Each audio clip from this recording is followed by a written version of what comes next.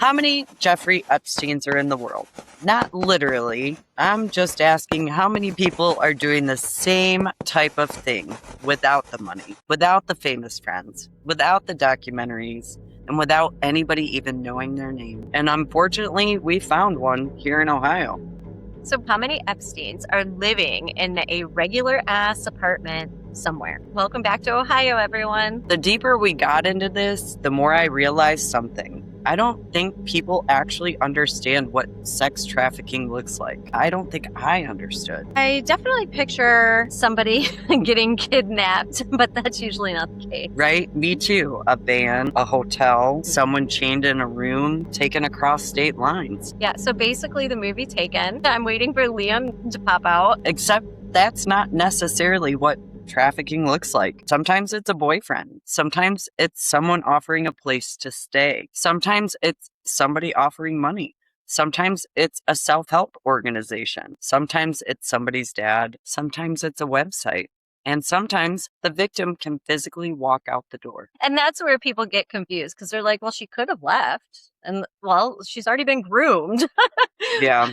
Like they're not really free. Before we start, I have a serious warning. This episode is absolutely not for children. We're discussing sex trafficking, sexual abuse, pornography, coercion, exploitation, and crimes involving minors. We're not going into unnecessary graphic details. We don't need to. The facts are disturbing, though. So if you're listening with your kids, maybe put Bluey on. Yeah, definitely Bluey. And something else that's really important. We're using documented federal cases tonight.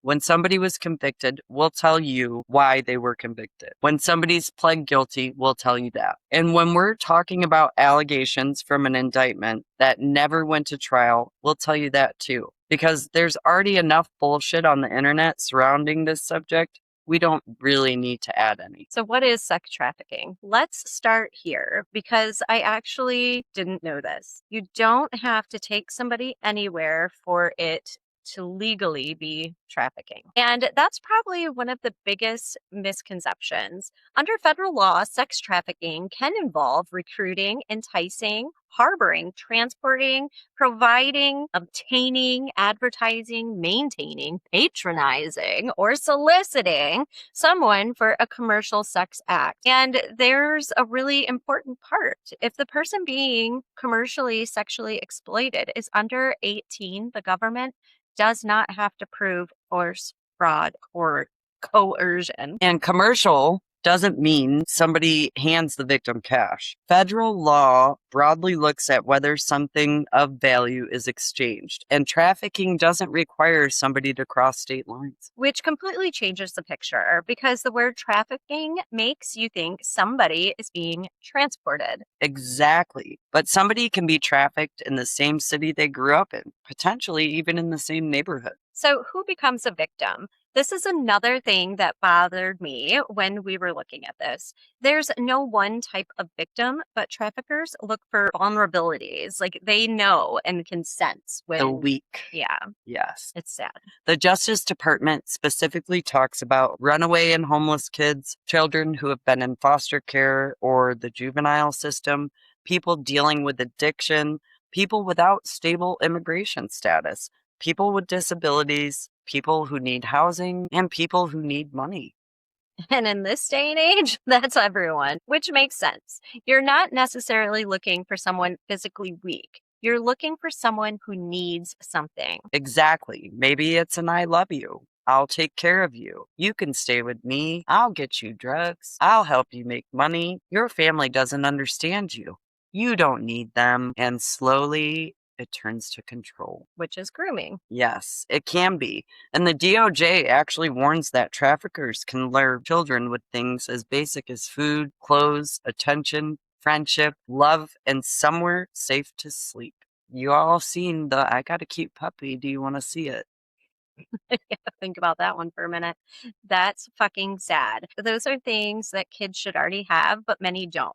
And if somebody has never had them, the person offering them can become incredibly powerful. Now, let's talk about Jeffrey Epstein for a moment. And I'm going to be careful with the wording here. In July of 2019, federal prosecutors in New York charged Epstein with sex trafficking of minors and conspiracy to commit sex trafficking of minors. The indictment alleged from approximately 2002 to 2005, Epstein sexually exploited and abused dozens of underage girls in New York and Florida, and some were allegedly as young as 14. But here's the part that jumped out at me. Federal prosecutors allege that Epstein paid some of the girls he victimized to recruit other underage girls. Which is fucking evil, because now you've taken a victim and you've turned her into your own recruiting department.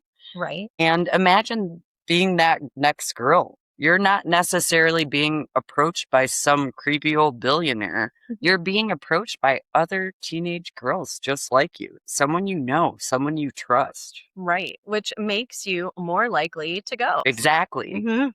Prosecutors who alleged that employees and associates helped maintain his supply of victims. Now Epstein died in federal custody in August of 2019. So the federal indictment never went to trial. That's why we're saying alleged when discussing those charges. But Ghislaine Maxwell was later convicted in connection with recruiting and grooming underage girls for Epstein, which is kind of a thing that we all know. When an abductor or, a bad person has the opposite sex with them, women make people more comfortable. Yes. And that's been a proven fact. So here's my question. Why is he the name everybody knows? Well, it's probably the money, the private planes. He's associated with famous people. And don't forget, he has his own island. Yeah, that sounds awesome. But Right? we all know it's not awesome.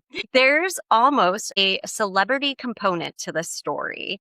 And that's fucked up when you think about it, because sex trafficking isn't interesting because somebody famous might be involved. The victims should be the story. Yes. And that's where this episode started changing for me, because I started looking for people convicted of trafficking who weren't Jeffrey Epstein. And there are plenty. Most of us just don't know their names. Yeah. So The self-help guru. So Keith Rayner, NXIVM. So NXIVM is a cult. An organization presented itself as personal development and self-improvement. Already suspicious. But behind that image was something completely different. In 2019, a federal jury convicted Rayner of racketeering conspiracy, sex trafficking, attempted sex trafficking conspiracy, forced labor conspiracy, and wire fraud conspiracy. He was sentenced in 2020.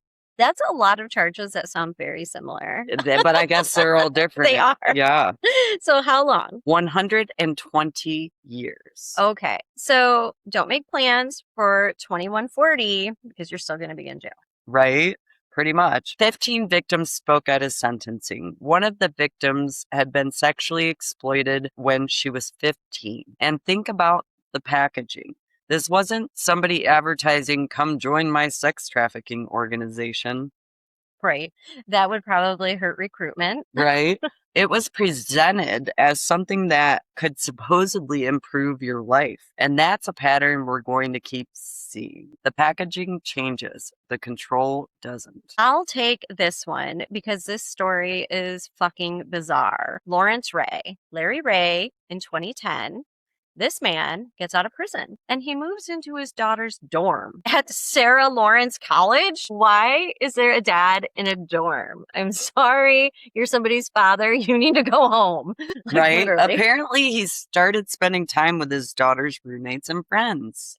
And that's where it becomes horrifying because according to federal prosecutors, over the following years, Ray used psychological abuse, threats, and violence to control these young people. Eventually, it involved extortion, forced labor, sex trafficking, money laundering, and other crimes. A federal jury convicted him, and in 2023, he was sentenced to 60 years. federal prison. He extracted millions of dollars from his victims. And this is why I wanted this case. Because these young people didn't meet someone standing on a street corner saying, "Hi, I'm a trafficker." They met somebody's fucking father. Right? And it was their friend. So you would think like, oh, if this girl's normal, everything's fine. Right? He had access, then he had influence, and then he got the control. And that's scary because we're constantly teaching kids, don't talk to strangers. When in reality, maybe we should also be teaching just because someone isn't a stranger doesn't mean they're safe, which is very true. Yeah. I was recently watching something where this guy was a doctor and he was like molesting his stepson and trying to get with his stepson's friends. And the wife had no idea. I mean, the thing is like families look normal. It doesn't mean you know what's going on behind closed doors. So don't trust your friend's parent. Write that down. Okay, Jess, Cincinnati. Kelly Richards, also known as Scorpio. Why do terrible people always give themselves nicknames? I don't know, but this one has a scorpion tattooed on the side of his face. That's a true telling sign that you shouldn't be hanging out with him. In 2024, a federal jury convicted Richards on all 5 counts involving sex trafficking minors, sexual exploitation of children, and illegal firearm possession. The victims were 2 teenage girls who had fled a group home in Dayton, Ohio. These kids are always fleeing group homes. I don't know what's going on in group homes, but I still have a lot of questions. Right? A lot of those aren't even safe. I know. It's crazy. So there's a vulnerability again right there. Exactly. According to the evidence presented at trial, Richards picked them up and took them to an apartment in Cincinnati. The details become extremely disturbing. We're not going through all of them, but he provided the girls drugs, sexually abused them, and caused them to engage in commercial sex acts with other men for money paid to him. Not them, to him. Well, that's how you become a pimp. Yeah. Where was this happening? In a 1-bedroom apartment. Of course it was. So that's the part I want people to remember. Not an island, not a mansion, not some underground bunker, but a freaking apartment in Ohio. It happens everywhere, not just rich people. So Richards was sentenced to 40 years in federal prison and lifetime supervised release. And in January 2026, the Sixth Circuit affirmed his convictions and sentence. So now let's compare. Epstein, wealth, mansion, private plane. Richards, 1-bedroom apartment in Cincinnati. Different worlds. Same basic concept of exploiting vulnerable people for sex and money. And that's why the title suddenly makes sense. How many Epsteins are there? Maybe we're looking for the wrong thing when we're looking for Epstein, because it can be anybody. The moment porn changed everything. So now we're getting into the part of this episode that is probably going to piss people off. Pornography. Before anybody gets defensive, we're not debating whether consenting adults should be allowed to make or watch porn. That's completely different conversation. We're talking about something much simpler. 2 adults knowingly making porn. Not our business. Correct. Someone being forced, deceived, coerced, trafficked, underage, or having sexual material distributed without their consent. Now it's our fucking business. Exactly. And that brings us to GirlsDoPorn. So GirlsDoPorn operated websites featuring pornographic videos. Michael Pratt owned the operation. Federal prosecutors said Pratt and others recruited hundreds of young women, most of them in their late teens, to appear in videos using force, fraud, and coercion. And this is where the word fraud matters, because some people here agreed to make the video. And so then they stop listening. They're like, well, she made a choice. Right? But prosecutors said women were lied to about important things surrounding what they were agreeing to. According to court files, women were falsely assured that the videos would not be posted online, that they wouldn't be distributed in the United States, or that people they knew wouldn't see them. Then the videos were posted online. Imagine that. You make a decision based on a promise, and then you wake up the next day and everyone can see you. Family, coworkers, future employers, everybody. You can't undo that. No, and Pratt eventually fled the United States. He became one of the FBI's 10 most wanted fugitives. He was actually arrested in Spain in 2022 and extradited back to the United States. And in June of 2025, he pleaded guilty to multiple federal sex trafficking counts. Other people involved in the operation were also convicted or pled guilty. And where did some of those videos go? Pornhub. And this is where things become much bigger than one group of traffickers. Pornhub's parent company was formerly called MindGeek and is now called AYLO, AYLO. In December of 2023, AYLO entered into a deferred prosecution agreement with federal prosecutors. The company admitted that between 2017 and 2019, it received money that it knew or should have known came from GirlsDoPorn sex trafficking operation. Read that again.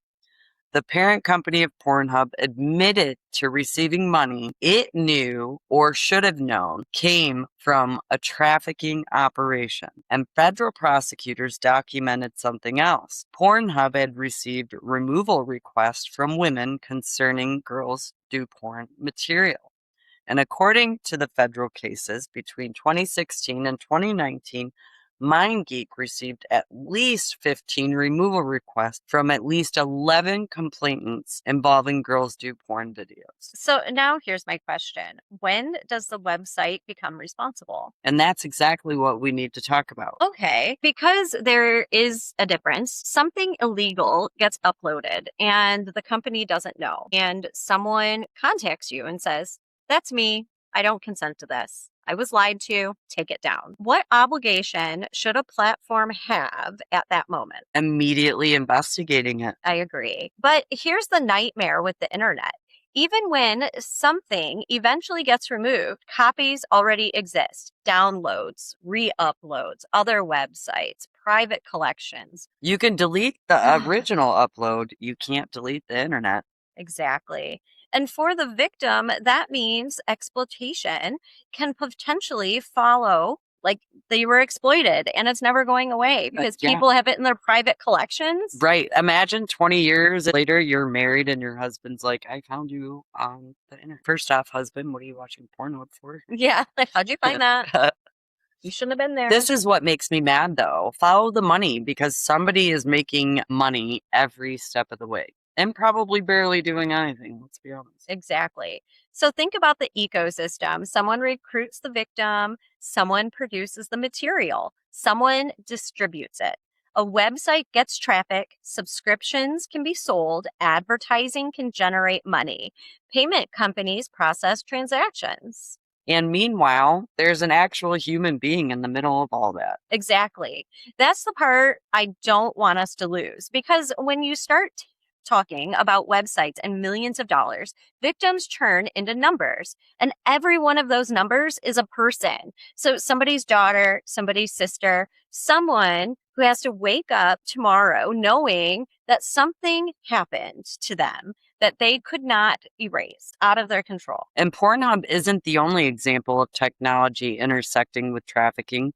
Backpage.com operated from 2004 until the federal government seized the website in April of 2018. I mean, most people our age remember Backpage. I've never Absolutely. seen it. I never went to it, but I heard a lot about it.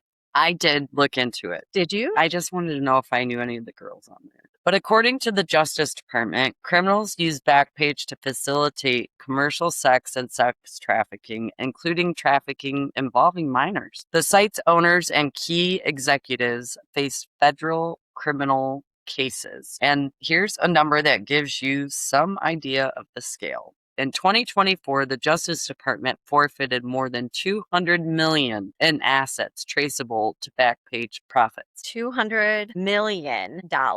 In 2025, DOJ announced that those forfeited assets would be used in what is called its largest remission process to date for human trafficking victims. Think about what that tells you. This isn't something obscure criminal activity happening in dark corners of the internet. There's enormous money involved. So here's what I think. The internet didn't create predators. No. We've had terrible people exist in the world, and the internet just made everything move faster. And bigger. That's exactly it. Technology didn't invent sexual exploitation, but technology changed its scale. A trafficker can recruit online, advertise online, communicate online, move money electronically, reach buyers online, and sexual material can potentially reach millions of people. The Justice Department itself warns that the internet and mobile technology have created a worldwide marketing channel that can be exploited for child sex trafficking. Which is fucking terrifying when you think about it. How much of our lives are actually online? Now I'm going to piss off Facebook. Yeah, because it's Tuesday.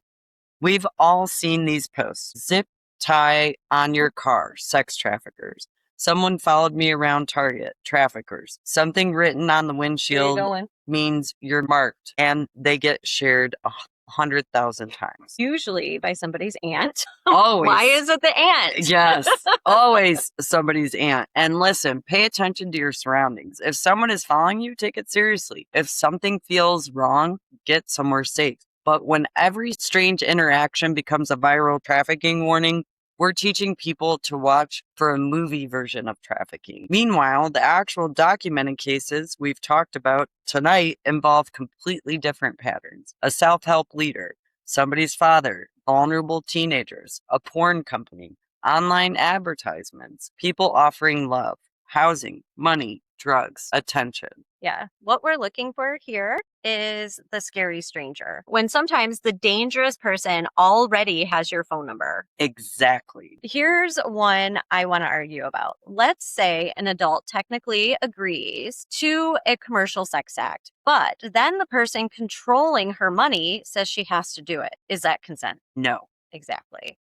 So what if he's threatening to expose something embarrassing about her? No. What if she's addicted to drugs and he controls the supply? Still no. What if she can physically leave the apartment but believes he'll hurt her family if she does? She's not free. Exactly. And federal trafficking laws recognize that coercion doesn't have to mean somebody physically is holding a gun to your head.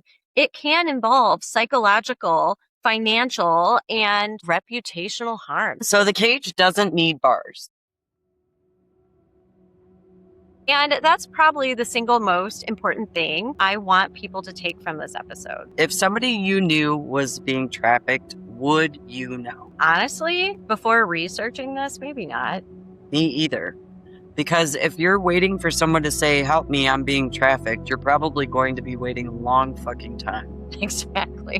What if she calls him her boyfriend? What if she defends him? What if she keeps going back? What if she's using drugs? What if she's taking money? That's a lot of what ifs. God, what if she's afraid of police? What if she's embarrassed? What if she's been convinced nobody will believe her? Those things don't necessarily mean someone isn't being exploited. And that's probably where people become judgmental. Well, why didn't she just leave? Right? We ask that question about domestic violence too. Why didn't she leave? Sometimes a better question is, what made leaving feel impossible? I mean, truly, Yeah. it's hard. So let's go back to where it all started. Jeffrey Epstein.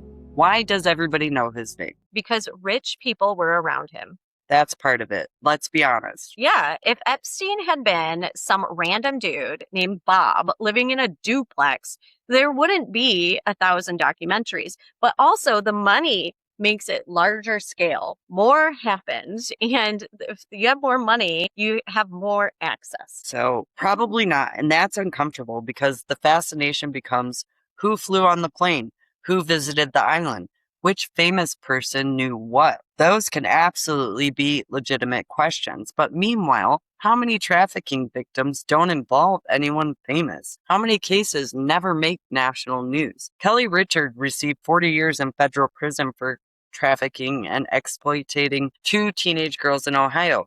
Most people in Ohio probably don't know his name. But everybody knows Epstein. Exactly. And that is the point of our story. Maybe there aren't thousands of Epsteins. Maybe there are thousands of different versions of the same kind of predator. Yeah, that's exactly it. One has millions of dollars. One has an apartment. One runs a self-help organization. One gets access through his daughter. One operates online. Another pretends to be a boyfriend. Another one offers a runaway kid somewhere to sleep. They don't need the same method. They just need the vulnerability and the control. That is true. And here's the question nobody likes. What about everybody else? What about people who suspect something? Employees, friends, customers, platforms, businesses, people who see red flags. At what point does looking the other way become helping? Yeah, that's hard because there's a difference between thinking someone's creepy and knowing someone is doing bad things like trafficking. We shouldn't accuse people because they were in the same room with someone horrible. Association isn't proof. But when somebody has actual knowledge, when victims are saying something, when there are repeated warnings, that's different. And that's where I'd want to know, what did you know? When did you know it? And what did you do? Exactly. Those are fair questions. I think this is the part that bothers me the most. Strip away all the sensational stuff, the island, the websites, the famous names, the crazy headlines, all its core. Someone has turned another human being into something that generates value for them. A product? Yes, and that's horrifying because we're not talking about something somebody can steal once. A trafficker can exploit the same person repeatedly, and technology can potentially continue distributing someone's exploitation long after the original act happened. And that's a sentence I wish I'd never heard. Me too.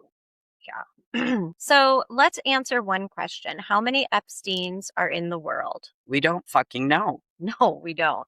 And we're not going to invent some scary statistic for a thumbnail. But we know Jeffrey Epstein wasn't unique in exploiting vulnerable people. We know that because other people have been convicted of sex trafficking.